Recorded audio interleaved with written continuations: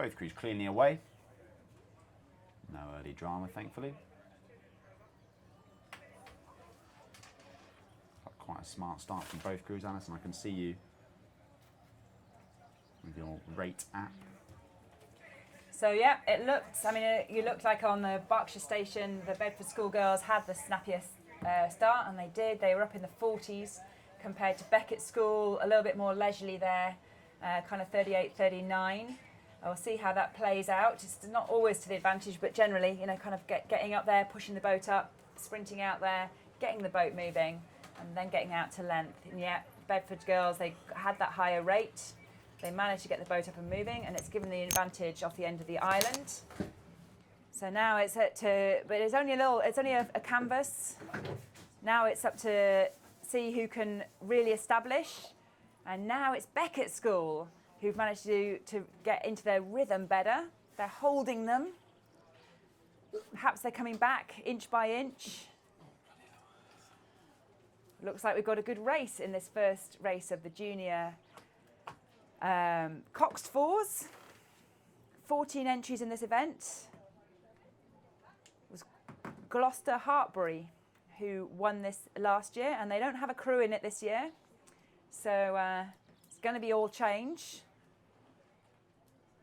Quite a lot of the races that we've seen so far today, we thought that there's been, it is luck of the draw, and then crews have been, you've had a fast crew against a not so fast crew, and perhaps it's been right, but sometimes you get two good crews drawn against each other, and one crew could have made it through another day if they got a different race. And it looks like it might be on this one, because these two crews, they come past a commentary position. After being dropped a little bit off the start, it's Beckett School have kept their heads, pushed through, but it's less than half a length, I'd say, on that now. Still just half a length. Beckett School reasonably new to the junior rowing circuit. They had a good showing at the National Schools Regatta a few weeks ago. They seem to be following that up with a decent performance against one of the more established names in Bedford Girls' School. They do look more relaxed, don't they, Beckett School? If you watch them, their rates slightly lower, and they look a bit more composed on the recovery as opposed to Bedford Girls' School, and that will undoubtedly play out in the latter half of the course. And I think Beckett now just about have a length.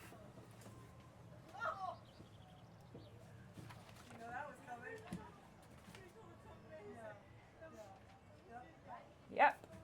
So Bedford Girls' School, they held them for a while.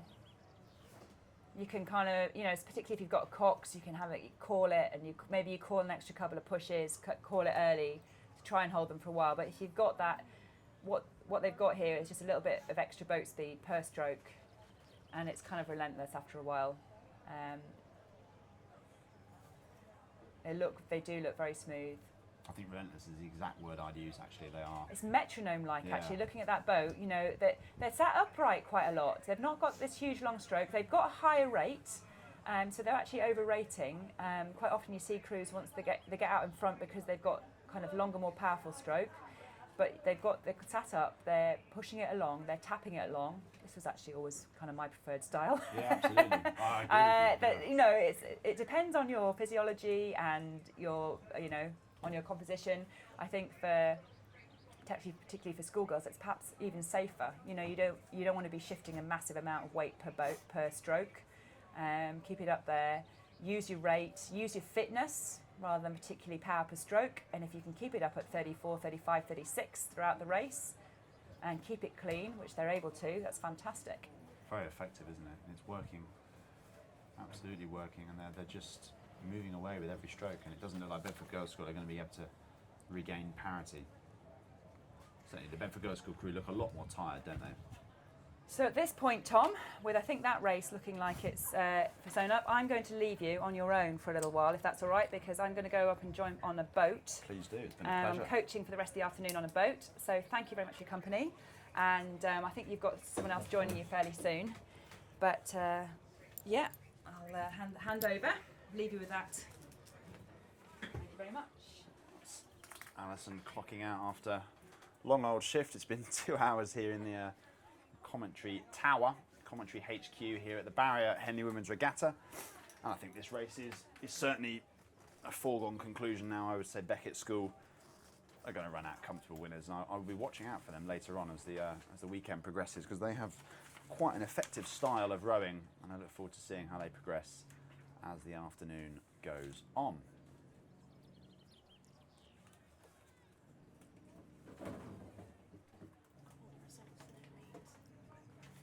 But while we wait, I think I will read out some of the results, starting with the academic Coxed Fours, which we had started at midday. So race 129 was a win for Durham University over University College Dublin. Race 131 was a win for Imperial College. The winners of race 132 were the University of London and Banks Rowing Club. Sorry, I make a mistake. 129 was a win for Durham. 130 was a win for King's College. 131 was a win for Imperial, and 132 was a win for Bath University. And the results of the elite pairs. Race 133 was a win for Banks Rowing Club of Australia. You remember them being particularly effective. Race 134 was a win for Marlow Rowing Club Molesey. Race 135 was a win for Oxford University Women's Boat Club. And race 136 was a win for Imperial College. And just as I look up from the sheet, the next race is on the course, which is race 138. Another heat of the junior women's Coxed Fours between Henley Rowing Club on the Berkshire station and Surbiton High School on the Buckinghamshire station. And I am delighted to be joined by Helen. I've got half an hour left of my shift, and Helen's going to be in and out with a voice all day. Helen, welcome. Are you looking forward to this afternoon's racing? It's fantastic to be back in the box again after a great afternoon of racing yesterday. I've got actually some information on the Surbiton crew. They're actually bronze medalists from the national schools earlier this summer. So there's pedigree within their boat. Absolutely, and they're coming up against an immovable force in Henley Rowing Club. Obviously, so often at the summit of junior rowing, and such a dominant programme. And it's certainly showing so far, considering that Henley seem to be able to turn their hand to pretty much any boat class that they choose to, and always come out on top. And I think it's showing here, even against bronze medalists from the National Schools Regatta, they are already a length up on the girls from Surbiton. Surbiton, of course, a reasonably new name to the junior rowing circuit. They have sort of leapt to prominence somewhat since the start of their programme several years ago, and they've recorded a number of notable results. I remember Lola Anderson of Surbiton High School being a particularly notable athlete who rowed at international level. But pedigree and form doesn't really matter when you come to the straights of Henley Women's Regatta, and indeed it isn't playing out as such here. It's Henley Rowing Club, who just look so composed as they come past. You can hear the faint cry of their cocks. Look at that, such composure, such relaxation at the front end, and they've got about 2 lengths over Surbiton High School, who, to be fair to them, aren't rowing badly at all themselves. Well, they're seeing Henley on their local course. It's fantastic to see how long they are in the water, and given the sort of slight wind conditions that we've got going on at this section of the course, you can see that they're striking 30 at the moment, and they just continue to move away from Surbiton every stroke.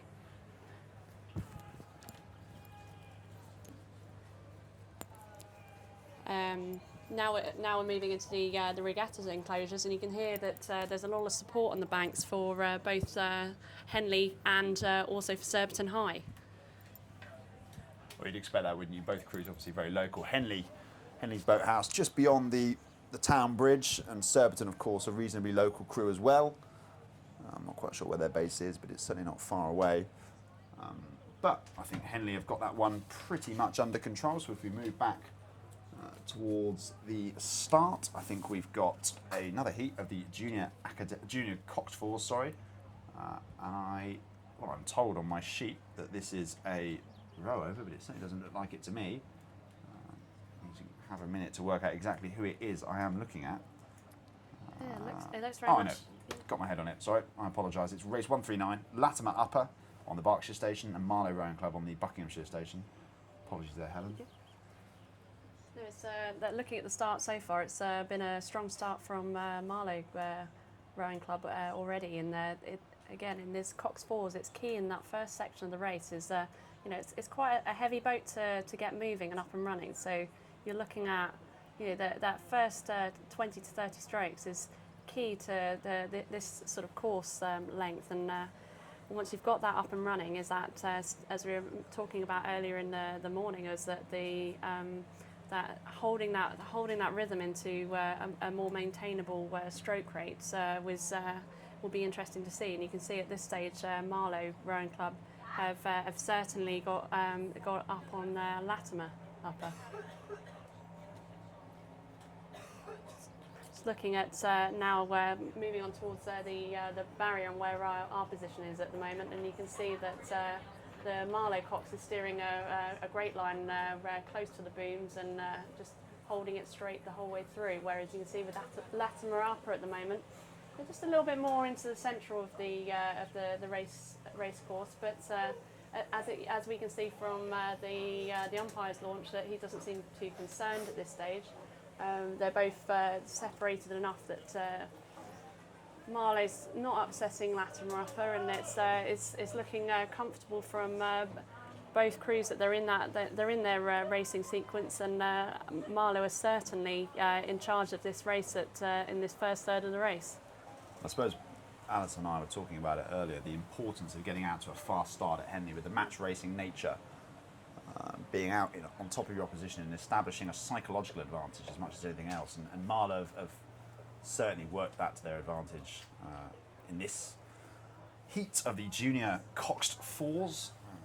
Progressing down the course, I think it would take a superhuman effort from Latimer to overcome the overtures of Marlow at this stage. They certainly do look to be the class crew in this heat. No, I completely agree. I mean, it's the job of the coxswain, particularly in these Cox Fours, is to try and get their crew keeping their heads up and really getting that acceleration and trying to make the pushes work and hopefully try and bring the distance down. But at the moment, as you can see from the overhead shot, is that we're looking at Marlow fully in control as they're coming through the regatta enclosure. What that overhead shot does give us is an appreciation of how lucky we are to be here on the Saturday at the Henley Women's Regatta, enjoying the sunshine, enjoying some fantastic racing and watching some of the stars of tomorrow, I'd like to think, pitting themselves against each other in a gladiatorial type contest on the famous Henley Regatta course.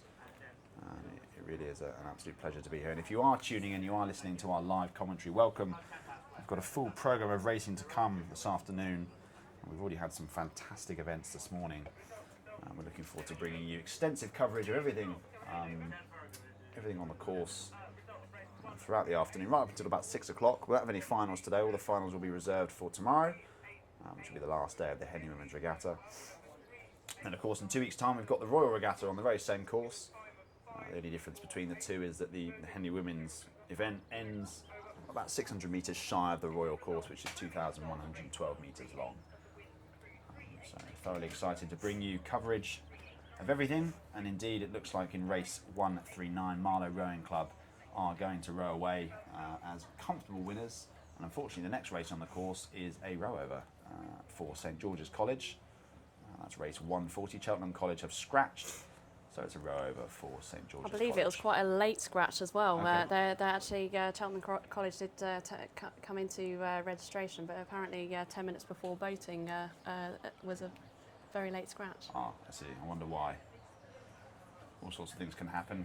We had I remember racing in the Fawley Challenge Cup, I don't know, 3-4 years ago. We had one of our athletes got food poisoning the night before. So all that year of preparation and training was scuppered by the fact that he ate a dodgy Chinese takeaway 3 nights before. Fate has a funny way of working, and unfortunately for Cheltenham, it seems to have dealt them a poor hand because they are not going to be able to compete. And St George's have got a nice, relaxed row down the course to soak up the atmosphere and enjoy the applause of the very generous crowd in the enclosures. I think it's a good opportunity for them, especially in this category. Certainly if there are any rowers in this crew that haven't raced here at Women's Henley before, to get the opportunity to soak up the atmosphere, as you say, get a few of the nerves out of the way. and it's it's a good test of the boat being put together. You know, there's I've raced as internationally racing, and it's we've had issues where the steering broke, and we had to try and hold it still even during the race condition.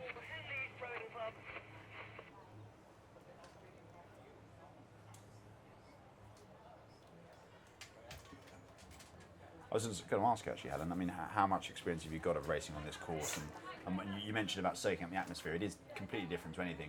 Oh yeah, definitely. I mean, I've probably raced women's Henley probably about 5 or 6 times in total. I've switched between women's Henley and Royal various different opportunities, but been fortunate enough also to Cox for Ireland the 2012 Paralympics, and you know, being in the Cox 4 has kind of been, you know, my boats throughout my coxing career. So it's been when you're in this sort of setting, it's extremely different on a mental side of the sport, as to appreciating is once you're up, it's you know, it's very easy for the crew ahead to kind of keep their heads up and you know, keep moving away, and the pain, I imagine, would be whatever pain you're in, it's a lot easier than what it is to be down, and to get yourself back on terms is a challenge.